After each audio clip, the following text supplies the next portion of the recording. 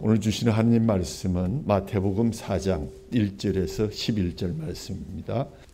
그때 예수께서 성령에게 이끌려 마귀에게 시험을 받으러 광야로 가사 40일을 밤낮으로 금식하신 후에 줄이신지라. 시험하는 자가 예수께 나와 이르되 내가 만일 하나님의 아들이거든 명하여 이 돌들로 떡덩이가 되게 하라. 예수께서 대답하여 이르시되 기록되었으되 사람이 떡으로만 살 것이 아니요 하나님의 입으로 나오는 모든 말씀으로 살 것이라 하였느니라 하시니, 이에 마귀가 예수를 거룩한 성으로 데려다가 성전 꼭대기에 세우고 이르되 내가 만일 하나님의 아들이거든 뛰어내리라. 기록되었으되 그가 너를 위하여 그의 사자들을 명하시리니 그들이 손으로 너를 받들어 발이 돌에 부딪히지 않게 하리로다 하였느니라. 예수께서 이르시되 또 기록되었으되 주 너의 하나님을 시험하지 말라 하였느니라 하시니, 마귀가 또 그를 데리고 지극히 높은 산으로 가서 천하만국과 그 영광을 보여 이르되 만일 내게 엎드려 경배하면 이 모든 것을 내게 주리라. 이에 예수께서 말씀하시되 사탄아 물러가라. 기록되었으되 주 너의 하나님께 경배하고 다만 그를 섬기라 하였느니라. 이에 마귀는 예수를 떠나고 천사들이 나와 수종드니라. 아멘. 사랑하는 성도 여러분, 한 주간도 평안하셨습니까? 하나님께서 예수님을 통해서 이 땅에 그 모습을 드러내신 교회의 절기를 주현절이다 이렇게 말씀드렸습니다. 그래서 지난 주일에는 그리스도께서 교회에 제정해 주신 거룩한 예전인 세례와 주의 만찬에 관한 말씀을 들으면서 그 의미를 우리가 다시 한번 새기고 구별된 사람으로서 구별된 삶을 살아야 되겠다 하는 그런 다짐을 하게 되었습니다. 오늘은 주연절 후 두 번째 주일입니다. 마태복음 3장 후반부에 예수님께서 요한에게 세례를 받으시고 이어서 곧바로 오늘 본문에 사탄에게 시험을 받으시는 장면이 연결되어 있습니다. 그래서 지난주에 우리가 세례에 관한 말씀을 받았다면 오늘 사탄에게 시험을 받으시는 예수님에 관한 말씀을 저와 여러분이 함께 상고하고자 합니다.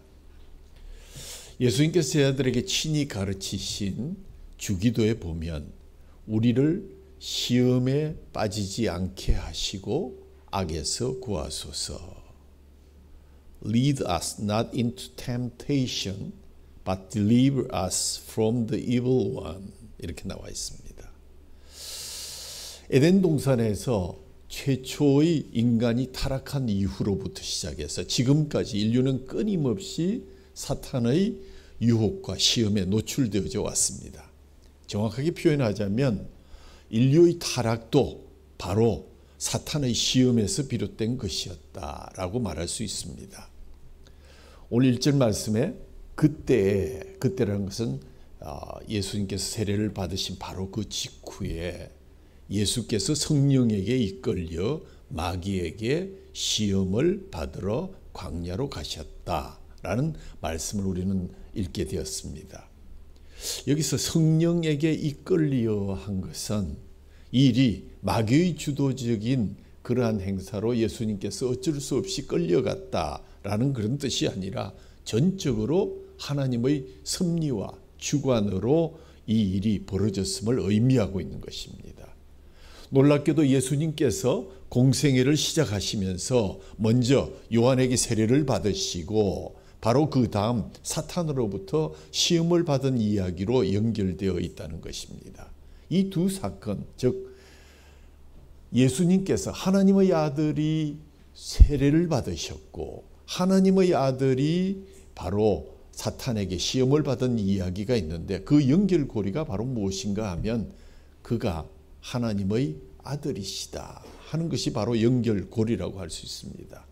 예수님께서 요한에게 세례를 받으신 직후에 일어난 일들, 하늘이 열리고 성령이 비둘기처럼 임하시고 하늘에서 이는 내 사랑하는 아들이요 내 기뻐하는 자라 하는 하나님의 소리를 인해서 그분이 바로 하나님의 아들이시구나 하는 것을 입증한 바 있지만 오늘 4장 1절에 그때의 토태 바로 곧 연이어서 그 하나님의 아들이심을 더욱더 입증할 수 있는 한 사건이 일어났는데, 그것이 바로 성령에 이끌려서 40일의 금식과 함께 마귀에게 광야에서 시험을 받으신 이야기, 바로 그것이 그분이 바로 하나님의 아들이십니다 하는 그러한 초점에서 이 본문을 바라보아야 할 것입니다. 우선 우리가 살펴보아야 할 것은 예수님께서 시험을 받으시던 때의 상황입니다. 오늘 본문 2절에 40일을 밤낮으로 금식한 후에, 40일을 밤낮으로 금식하셨다. 철저한 금식에 들어가셨다는 것입니다. 우리는 여기서 두 가지를 유의하고자 합니다. 첫 번째는 성령에 이끌려 마귀에게 시험을 받으러 가신 것처럼 예수님의 금식 또한 먹을 것이 없어서 굶은 것이 아니라 시험을 앞둔 예수님께서 성령에 이끌려서 의도적으로 자발적으로 금식에 참여하셨다는 사실입니다. 또 두 번째는 40일을 밤낮으로 금식하신 후에 줄이신지라 하는 마태의 증언에서 보듯 예수님은 40일 동안 아무것도 먹지 않고도 살 수 있는 초인간이다 라고 생각하는 그것은 불식되어야 될 오해이다. 예수님은 초인간도 슈퍼스타도 아니고 먹지 않으면 우리와 마찬가지로 굶주린 배를 움켜쥐고 고통을 당해야 하는 평범한 인간으로 이 땅에 오셨다라는 사실을 다시 한번 우리는 기억해야 할 것입니다. 그러므로 그가 십자가에서 당하신 그 고통, 그는 신이기에 슈퍼인간이기에 별로 심하게 고통당하지 않았을 것이라는 망상은 마귀가 주는 망상입니다. 그는 철저하게 우리와 모든 두고 오실 모든 인간의 죄를 그 몸에 집어지시고 가장 낮은 곳인 음부에까지 가셔서 다시 부활하시는 그러한 역사를 담당하셨습니다. 인간의 몸을 입으셨기에 몹시 굶주려 있었고, 이때 사탄이 찾아온 것은 타이밍에 능한 사탄의 작전이었습니다. 근데 우리는 여기서 한 가지 의문을 갖게 됩니다. 우리가 시험에 들고 악에 빠지는 것은 죄인이기 때문에 그럴 수 있지만 예수님은 하나님의 아들이신데 전능하시고 전지하신 분인데 어떻게 마귀에게 시험을 받을 수 있느냐 하는 것입니다. 그 대답은 아주 간단합니다. 하나님의 아들이신 예수님께서 인간에게 굳이 세례를 받으신 것은 자신의 죄 때문이 아니라 우리의 죄 때문인 것처럼 그가 시험을 자처하신 것도 바로 모든 인류, 저와 여러분의 시험을 대신 받아 치셨다는 사실입니다. 그렇다면 오늘 본문을 2000여 년 전 하나님이 이 세상에 등장하시면서 사탄과 벌린 간단한 연습 게임 정도로 볼 것이 아니라 죄인인 나를 대신해 받으신 시험이라는 사실에 유의하면서 손에 땀을 쥐고 집중하며 이 말씀에 귀를 기울여야 할 것 같습니다. 특별히 오늘 본문의 핵심 단어인 헬라 원어 페이라제인이란 이 시험 또는 유혹이라는 단어, 이것은 같은 면도 있지만 다른 면도 있습니다. 굳이 구별하자면 시험은 한 사람이 어떤 능력을 갖고 있는가 하는 여부를 테스트하는 그러한 시험, 테스트 또는 트라이얼 이렇게 얘기할 수 있습니다. 그런가 하면 오늘 우리가 쓰고 있는 이 단어 유혹, temptation은 그가 그러한 능력을 갖고 있다는 전제하에서 그것을 바르게 사용하는가 사용하지 않는가를 알아보는 시도라고 할 수 있습니다. 그 사람에게는 없는 것을 갖고 그를 우리가 유혹할 수는 없는 것입니다. 해봐야 능력이 없기 때문에 할 수 없는 것이죠. 만일 시험과 유혹을 이런 식으로 구별할 수 있다면 오늘 예수님은 시험을 받았다기보다는 유혹을 받았다고 하는 표현이 바로 바른 표현일 것입니다. 그래서 성경 본문도 영어 성경 본문에도 Jesus was tempted, not tested by the evil devil 이렇게 나와 있습니다.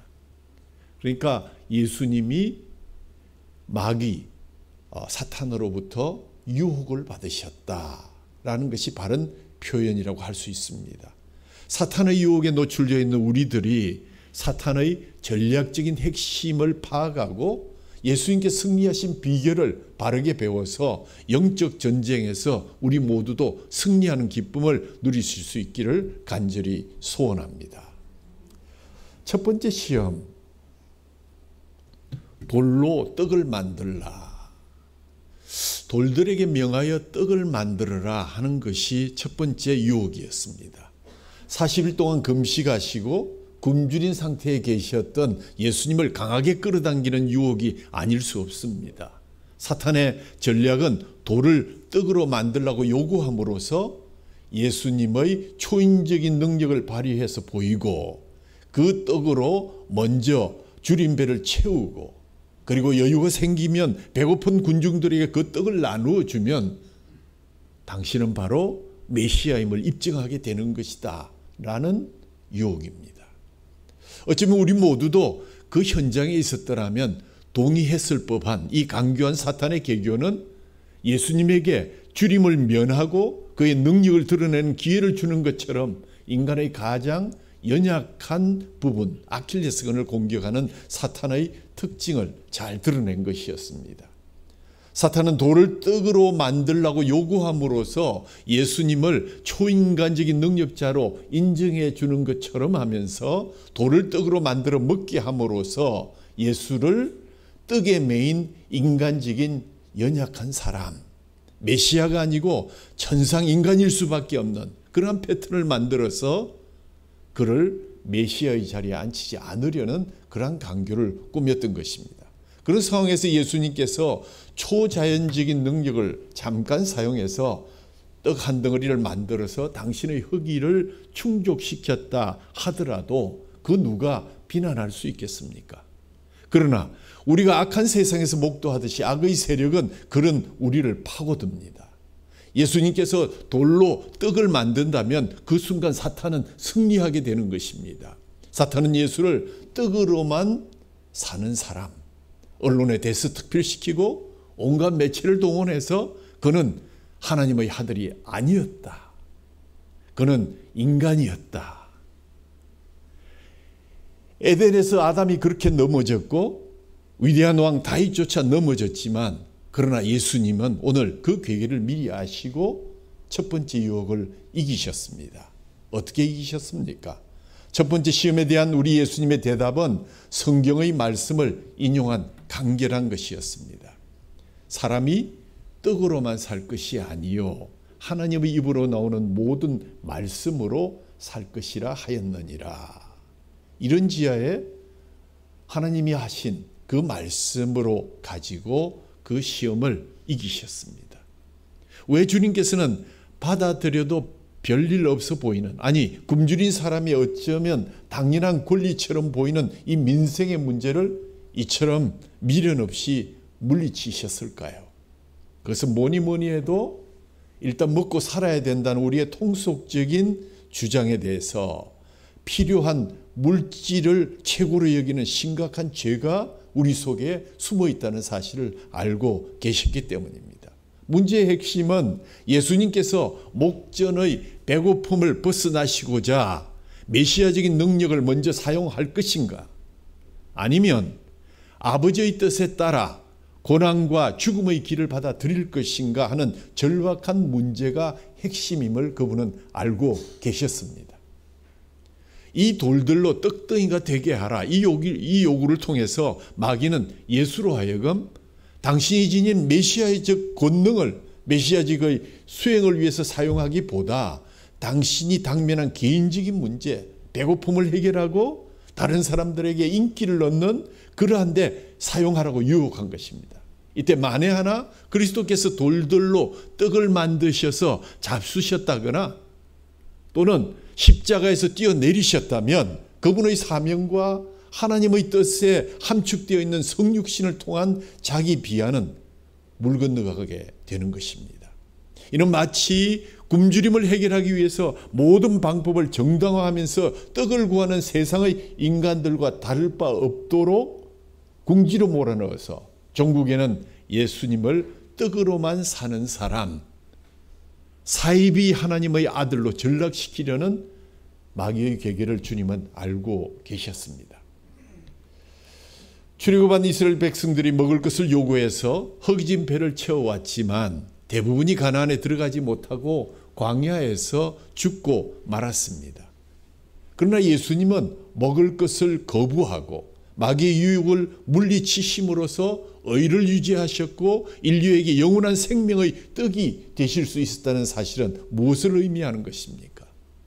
이어지는 문구가 시사하듯이 인생에 있어서 가장 중요한 일은 하나님의 뜻에 따라 사는 것이다. 요한복음 4장 34절에 나의 양식은 나를 보내신 이의 뜻을 행하며 그의 일을 온전히 이루는 것이다 라는 말씀과 일치되고 있습니다. 이 첫 번째 유혹을 우리에게 적용시켜서 해석한다면 어떤 핵심 주제가 주어질까요? 우리는 우리에게 주어진 작은 달란트로 무엇에 최우선적으로 사용하고 있는가 라는 메시지가 우리에게 주어집니다. 하나님께 주신 달란트를 그분의 뜻에 합당하게 쓰고 있는가? 돌들을 명하여 떡을 만들 능력이 내게 있다고 할지라도 우리의 주인 되시는 예수님께서 그 능력, 그 달란트 무엇에 우선적으로 쓰고 있는지를 늘 묻고 거기에 우리가 답할 수 있어야 할 것입니다. 주신 달란트로 이 사람도 먹고 저 사람도 먹고 저도 배고픈 것을 면했습니다 라고 얘기해서는 안 된다는 것이죠. 우리에게 이미 주신 달란트를 이런 자신의 당면한 허기를 면하는 데 써먹고 만다면 달란트를 주신 십자가에서 그 살과 피를 흘리시고 찢기우신 그분의 뜻에 합당한 것이 되지 못한다는 사실을 우리는 먼저 첫 번째 유혹에서 깨달아야 할 것입니다. 이 유혹은 단순히 예수님 자신에 대한 유혹이라 보다는 우리의 가장 취약적인 점, 바로 재물에 대한 욕심, 아무래도 먹고 입고 또 치장하는 데 대한 탐심의 유혹이 우리에게 강력하게 도전해 오고 있다는 사실을 우리는 기억해야 할 것입니다.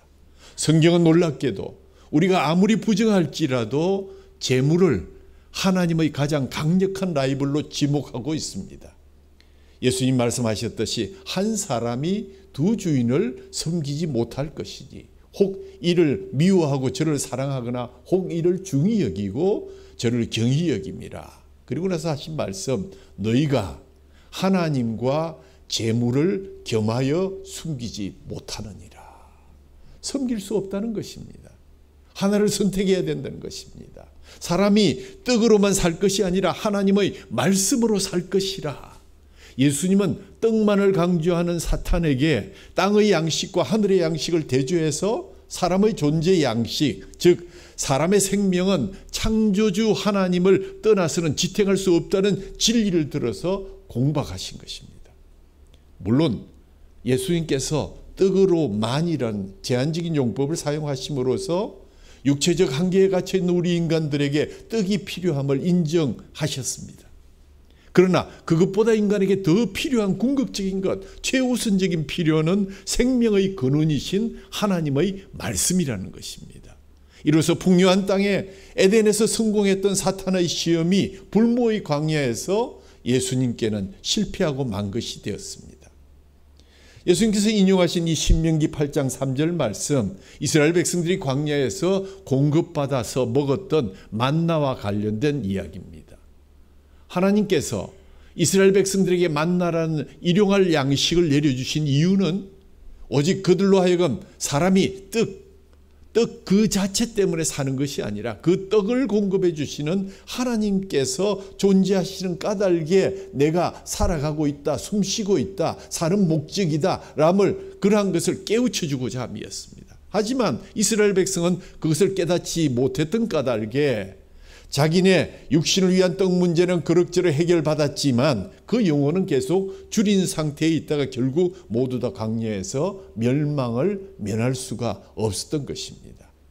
떡은 결국 먹고 죽을 수밖에 없는 양식에 불과하지만 하나님 말씀은 듣고 믿는 자마다 영생하게 해주시는 최고의 복음인 것을 깨닫고 하나님 말씀 중심의 신앙으로 승리하시는 저와 여러분 되기를 주님의 이름으로 축원합니다.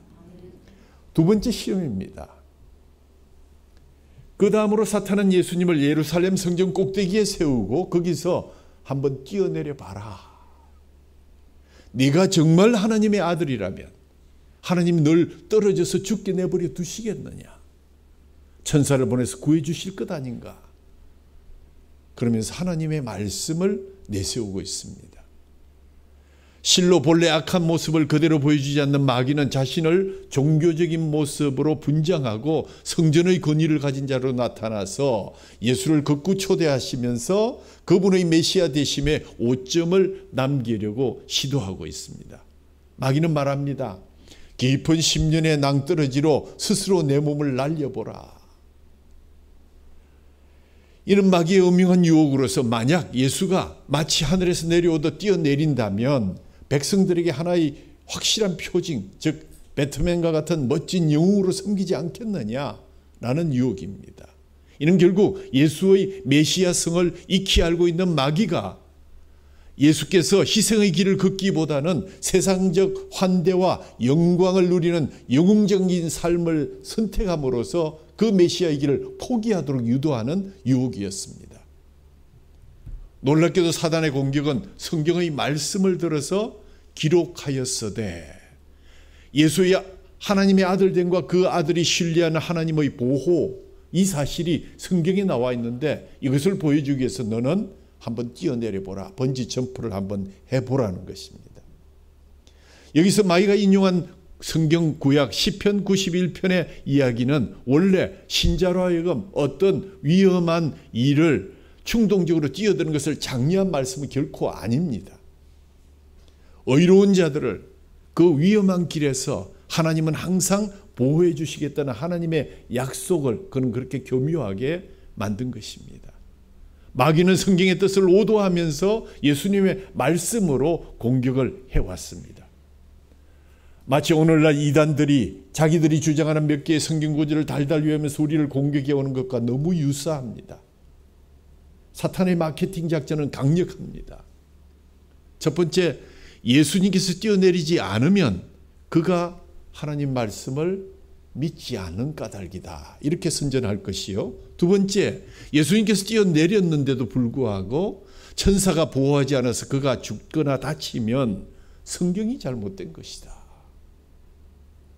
당시 유대인들은 메시아에 대한 기대를 표적에서 찾고 있었으므로 마귀는 이런 상황을 이용해서 예수에게 허영적인 명예심과 영웅심을 자극해서 고무시키고 마귀에 감추어진 너무나 한층 더 높은 것이었는데 그것은 결국 예수로 하여금 하나님께서 자기를 보호하신다는 신뢰를 증명하기 위해서 마치 이스라엘이 물을 요구함으로써 여호와를 시험했던 것처럼 자신을 던져서 하나님을 시험하는 죄를 저지르도록 유혹하는 것이었습니다. 요단 강가에서 몇 명만 들을 수 있는 소리로 설교해봐야 누가 듣겠느냐. 그러지 말고 이 수도 예루살렘 한가운데 모든 매스컴이 주목하고 있는 이곳에서 한번 멋지게 뛰어내려 보아라. 그리고 하나님이 때 맞추어서 천사를 보내서 너를 탁 잡아주면 너는 메시아로 등극하게 되는 것이다. 지극히 구미 당기는 유혹을 했습니다. 한 번쯤은 우리가 고려해 봐야 될 그러한 유혹이기도 했습니다. 하지만 예수님께서는 이번에도 또 말씀하시기를 기록된 바 주 너의 하나님을 시험하지 말라 하셨다. 한마디 성경 말씀으로 마귀의 전곡을 찔러서 두 번째 유혹을 날려보내셨습니다. 예수님은 보호하심에 대한 하나님의 모든 약속들이 하나님께 대한 우리의 신뢰를 의미하는 것이지 우리의 가정, 만약 하나님의 아들이거든 너를 살려줄 것이다 하는 그런 시험을 위한 것이 아님을 정확하게 알고 계셨습니다. 왜냐하면 그분은 하나님이시기 때문에 그렇습니다. 실로 어느 누구에게나 하나님이 보호하시는 그 증거로 그 약속의 주체자이신 하나님을 의심해서 그분께 기적적인 표적을 요구하는 일은 전적으로 잘못된 것입니다. 하나님은 하나님이십니다. 신명기 6장 16절 너희가 마사에서 시험한 것 같이 너희 하나님 여호와를 시험하지 말고 하나님의 아들들이 마땅히 가져야 할 자세는 그분을 시험하는 것이 아니라 그분을 전적으로 신뢰하고 순종함으로써 그분의 놀라우신 능력이 우리에게 임하게 되는 것입니다. 하나님의 아들들이 마땅히 가져야 할 자세, 그것은 시험이 아니라 신뢰와 순종과 예배와 경배이다. 성경은 하나님은 자비를 베풀고 싶은 사람에게 자비를 베풀고 긍휼히 여기고 싶은 사람을 긍휼히 여긴다고 말씀했습니다. 어찌 보면 참 인간적인 자존심이 상하는 말씀처럼 들려지기도 합니다만은, 우리 같은 죄인을, 이미 죽었던 죄인을 살리신 주님의 긍휼과 자비가 우리에게 임했다는 사실을 우리가 믿으면서 이 말씀을 들으면 그것이 하나님의 은혜임을 우리는 알아차릴 수가 있습니다. 그럼에도 불구하고 지금도 하나님을 시험하는 것을 별로 겁내지 않은 간이 큰 교인들이 많습니다. 하나님, 지금 제가 시작하려는 이 사업만 한번 잘 되게 한번 도와주시면 하나님께서 저를 사랑하신다는 사실을 확실히 믿겠습니다. 이런 식의 하나님 테스트를 정말 겁도 없이 함부로 하는 것, 이것은 하나님에 대한 도발이요 신성 모욕입니다. 하나님은 하나님이십니다. 하나님은 전지전능하시면 하나님 당신께서 사용하고 싶을 때 사용하시고 보여주고 싶을 때 언제든지 보여주실 수 있는 것입니다. 사람 쪽에서 지금 하나님께서 이런 신기한 일을 내게 베풀어 주신다면 저도 하나님을 적극적으로 믿겠습니다 라고 하는 신앙 문제를 두고 건방지게 조건부 흥정을 붙일 만한 자리에 우리가 있지 못하는 사실을 왜 우리 꼴을 그렇게 알지 못할까? 이것은 과간입니다. 이것은 엄격하게 말해서 신성모독이요 하나님을 만유리 여기는 것입니다. 하나님은 오직 믿음과 경배의 대상이실 뿐입니다.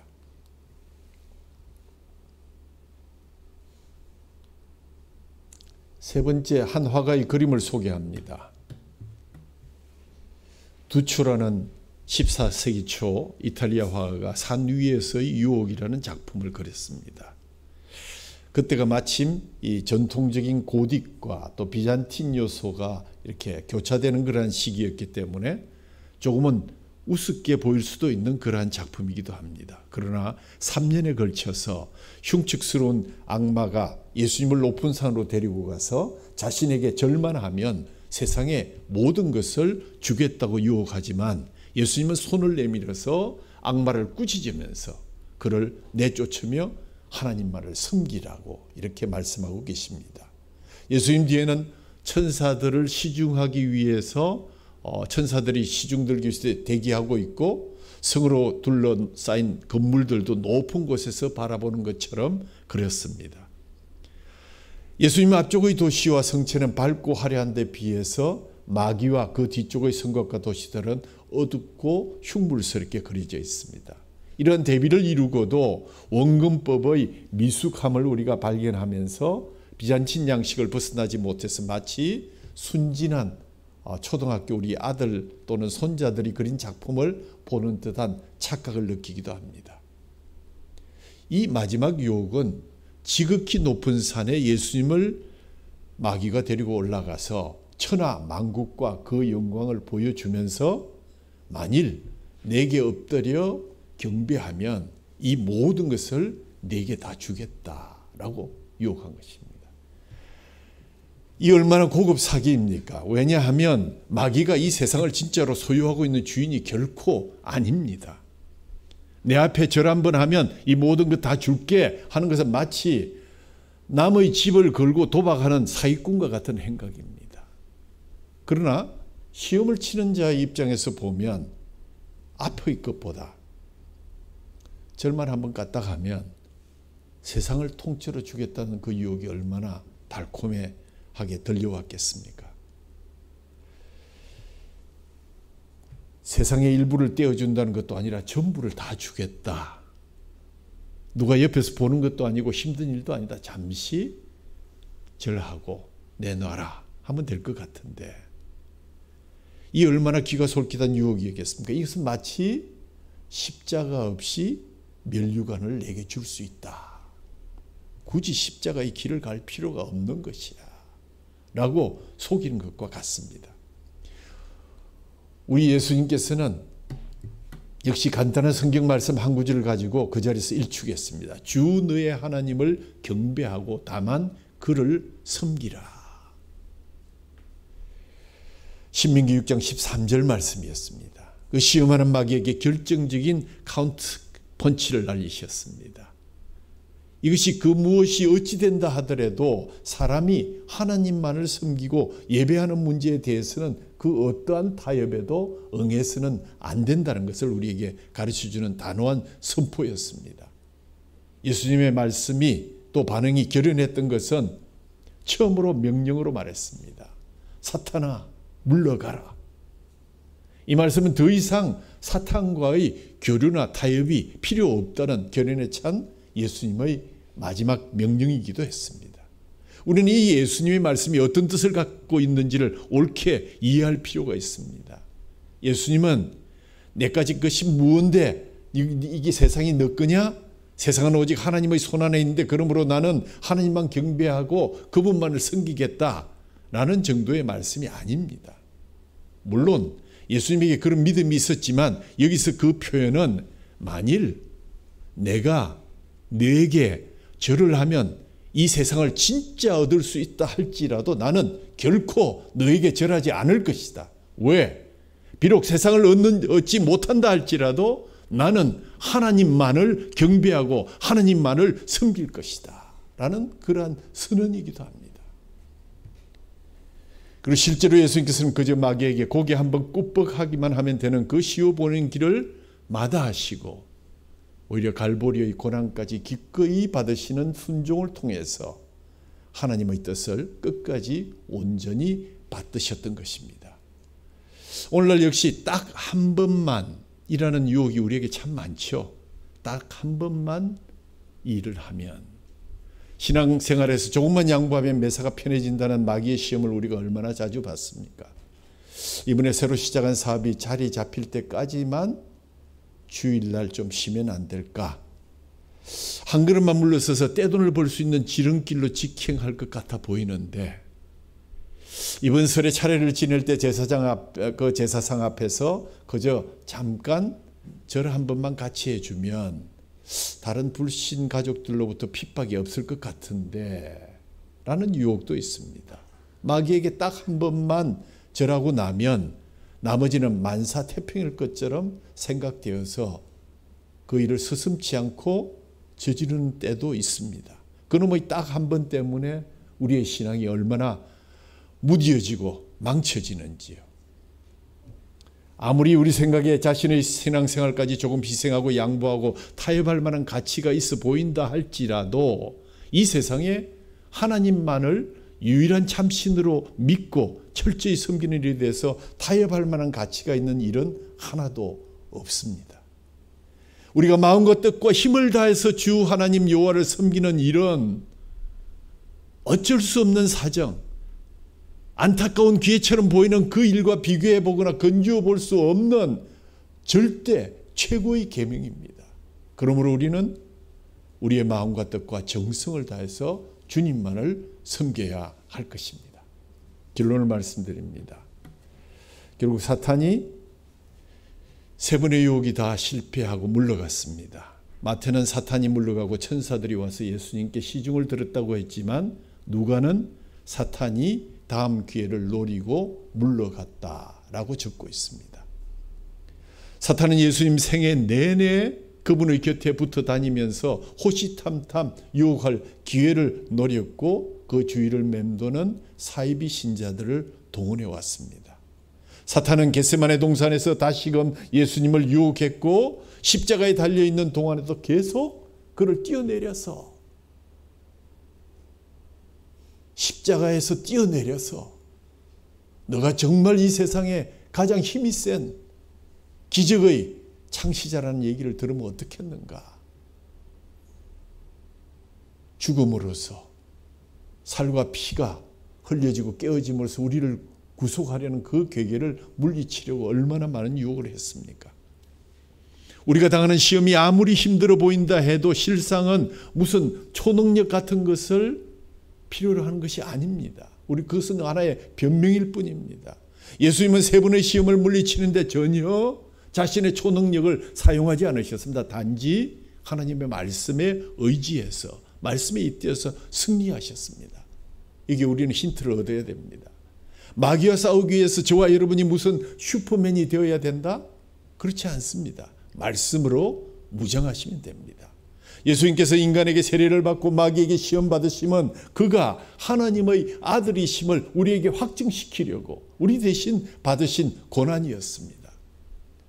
선악과의 시험에서 실패한 아담과 광야의 시험을 이기지 못한 이스라엘의 연약함을 짊어지시고 말씀에 순종해서 광야에서 승리하신 예수님을 따라가시는 저와 여러분이 되기를 바랍니다. 박수 받고 스팔라이트 받으려고 함부로 뛰어내리지 마십시오. 의료보험도 안 됩니다.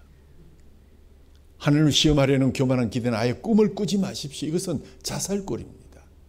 쉽게 타협하고 아무데나 절에서 타락의 미끄럼 타는 일이 없도록 늘 깨어 있으시면서 하나님만 온전히 섬기시는 깐깐한 길교의 성도들이 되시기를 주님의 이름으로 축원합니다.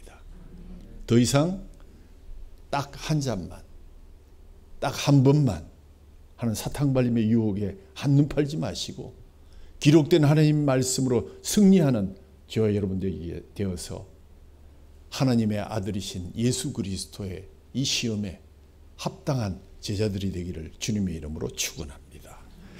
하나님 아버지 감사합니다. 하나님의 아들이심을 증명하는 시험을 하나님의 말씀으로 이겨내신 예수님을 따라가고자 합니다.